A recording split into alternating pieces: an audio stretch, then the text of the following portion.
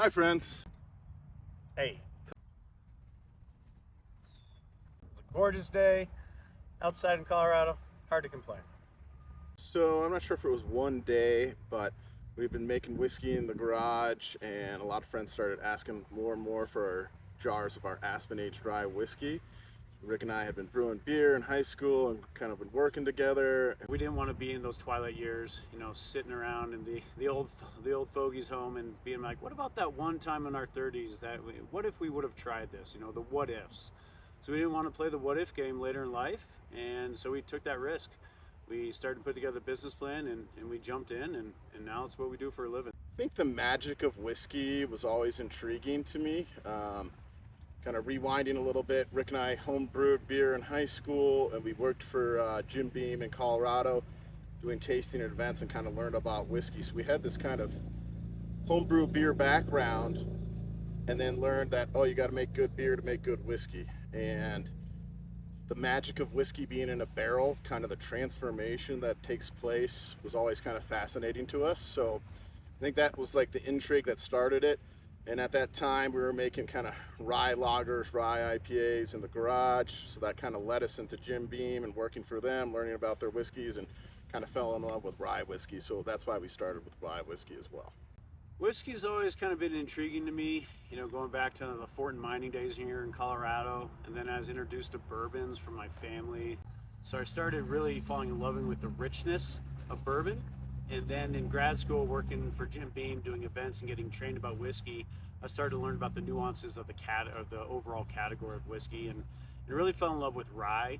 Rye grains impart these really unique spices and kind of heat to it, so it gives it a complexity that really matched with my palate. And then the interaction of that whiskey with the barrels, that's the magic of whiskey. You put in this clear spirit, and over the days, weeks, months, years, it comes out this rich, dark amber color, and then the flavor profile changes because of that interaction with the charged sugars. So that's why I like whiskey. That's all we do. No, when I'm not working for the company, prioritize family. That has always been a big piece in my life. Through my grandparents, they installed that family connection. So making time for those, if I can catch sporting events with my nephews and nieces, or grabbing a coffee with my parents or sister or wife, love doing that stuff. Hobbies include snowboarding's probably at the top of that list. I love snowboarding as much as possible, getting up on those hills, getting out in nature. But just a Colorado boy, right? So outside as much as I can, whether it be fishing, hiking, mountain biking. Those are some of the top hobbies. Yeah, whiskey's a very labor-intensive job. Takes up a lot of time doing events, creating things, so we got to prioritize what we do when we're not making whiskey, right? So first and foremost is my wife and my kids, my family, spending time with them, doing silly stuff, but love to be outside, love to be outdoors, big fly fisherman and skier, and try to spend time with friends whenever we can and prioritize that. Getting that connection part and catching up with people is super important. So that's what I do when I'm not making whiskey. A couple things that are super rewarding that come to the top of my mind. First is creating unique whiskeys, right? Using the magic of the aspen wood and our oak barrels, waiting and being patient to come out with something.